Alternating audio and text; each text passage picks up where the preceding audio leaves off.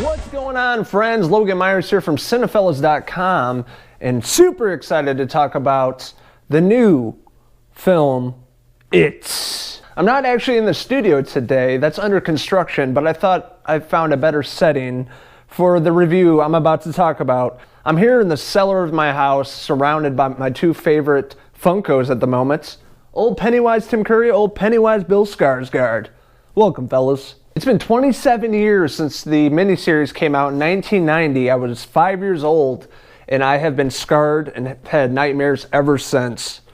Pennywise is the reason I hate clowns, and 2017's version is just helping the cause because Bill Skarsgård is creepy as hell in this movie. It takes place in Derry, Maine in the 80s, and the original miniseries, I believe, is back in the 60s. At the beginning of the film, it just really draws you in. You know, you have the famous Georgie boat scene, floating down the gutter into the sewer there, and then we finally get to see the one and only Pennywise, played by Bill Skarsgård, and he is frightening. I will say he's frightening. The moment you see Pennywise come in from the darkness in the sewer, and his big, bulging blue eyes. The way that Bill Skarsgård did the voice was very intriguing and different from what Tim Curry did with the character. He's kind of got that, but he also has like a softer voice in the beginning, and the way he pronunciates words is just really eerie. In this movie, they had a different approach with the whole Georgie scene, and you actually see Pennywise and what he does to young Georgie, and sets up the rest of the story in the film. They kind of fast forward in time after the whole incident with Georgie, and you see Bill. I was kind of questioning if he's going to have the stutter like he did in the first film in the book, and he definitely did, and the actor that played him did a very excellent job. And you see the rest of his friends. You have Richie and Eddie and Stan, and they have a really great group dynamic. They're young kids. They're always kind of going back and forth with like dick jokes, and they're vulgar. They use a lot of profanity, and that's kids of that age. That's what they do. They're not goody goods. They're gonna hang out with their buddies and cuss and talk dirty, and they really brought comedy to these roles. And you have the new kid in town. You have Ben, which is a quite intelligent, smart kid that reads a lot and knows a lot about dairy and the history of it. And you have Beverly, and she's like rumor and talk of the school that she's a slut and all this stuff. And all these characters kind of meet each other because of what's happening in the town and all these other missing kids. Throughout the film, you just see missing kid posters all over the place throughout the town. And this group of the Losers Club, get together because of all the craziness that's going on, and they know there's something deeper and darker at play here. And what I really loved about this movie, they took a lot more from the actual novel by Stephen King, and they threw it in there, and there's a lot of Easter eggs throughout the movie you have to pay attention for. So I really love that they did that with this movie. And the kids start to encounter all these incidences with Pennywise, the dancing clown, because he feeds on kids' fears to lure them in and kill them.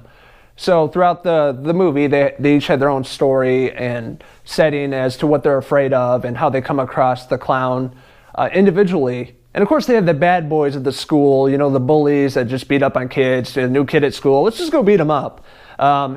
Henry Bowers and his group of cronies have mullets, and they have anthrax cut-off T-shirts and the Trans Am.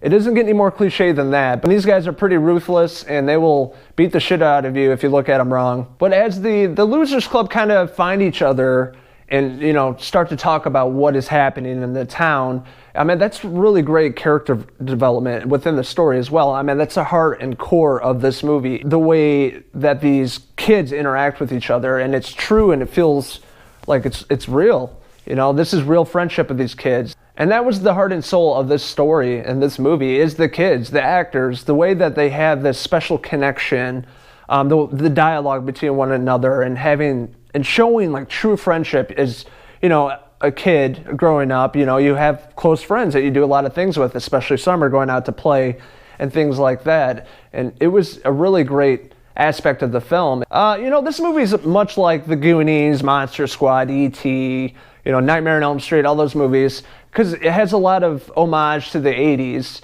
and similar filmmaking styles and use of colors, and more importantly, it is like those films because the focal point is the kids.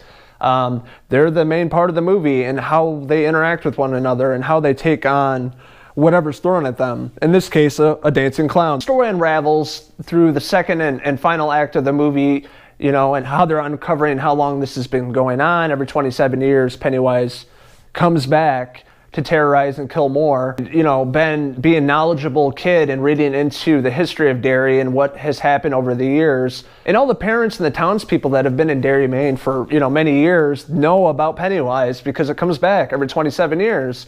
And all these crazy massacres and kids dying and, you know, buildings burning down, they're aware of what's going on, and they're just kind of hush-hush about it. And the parents want to keep their kids inside with some sort of sickness, or making sure they're not going outside to stay away from this evil entity named Pennywise. You know, I'm going to be honest, I don't think this is a movie that's a jump scare from start to finish like I've read on other reviews. I mean, there are plenty of parts that will make you jump. You know, with Bill Skarsgård's performance as Pennywise, there's just parts that he's just there and he's like right in your face and it makes you jump. But I mean, it's not the whole movie. There's a lot of comedy in it. There's a lot of dialogue and things like that. And what I liked about this film, they threw in more characters that we didn't see in the original miniseries, some entities from the book. You know, Pennywise is a shapeshifter. He can turn into anything he wants. And mostly whatever the, you know, kid's fears are, he'll turn into that. And there's a specific scene at the house, this old creepy abandoned house, that he shows up in different forms, and it's very, very eerie. And the way the movie ends, it goes out on top. This movie only obviously focuses on when they're kids.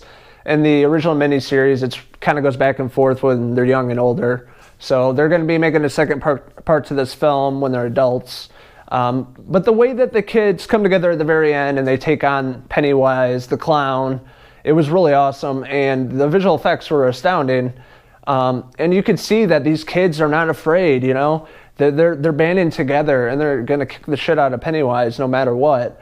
You know, after everything they've been through in this movie, they start to grow balls. Honestly, I have nothing bad to say about this movie. It exceeded my expectations. It was scarier than I thought it would be. I'm still kind of shaken up about it. And all the kids that play the losers, they did an excellent job. I'm really excited to see what they're going to look like when they're older in the next film. But I'm going to say Amy Adams for Beverly, because she kind of looked like a young Amy Adams in this film. But all across the board for it, top notch. I mean, no questions asked. It exceeded my expectations. It had heart, it had a great story, it had great dialogue. I mean, the cast was excellent. Even the bad boys, I didn't like them, but they were good actors. And of course, Bill Skarsgård, man, keep doing what you're doing. And the way that Bill comes into the scene, he really steals the scene. He's not like in the whole movie, but throughout the film, he steals the scene for sure. And he did some preparation for this role, you can tell, and he knocked it out of the park. So kudos to you, Bill Skarsgård. Can't wait to see more of your work. Overall, I really loved it. I've been anticipating this movie all year. More than Star Wars, that's right, more than Star Wars. So it was an excellent film all across the board. I highly recommend it to all of you. Go see it now, go see it this weekend. You don't want to wait for this. I am giving it a 5 out of 5 hair balloons. So what did you guys think? Have you seen it yet? Did you love the original miniseries? Did you read the book? Or are you just going in not knowing much about Pennywise? Let us know in the comments below. And don't forget to hit subscribe. Beep beep. This is Logan Myers signing out from the cellar in Derry, Maine. Until next time, cheese!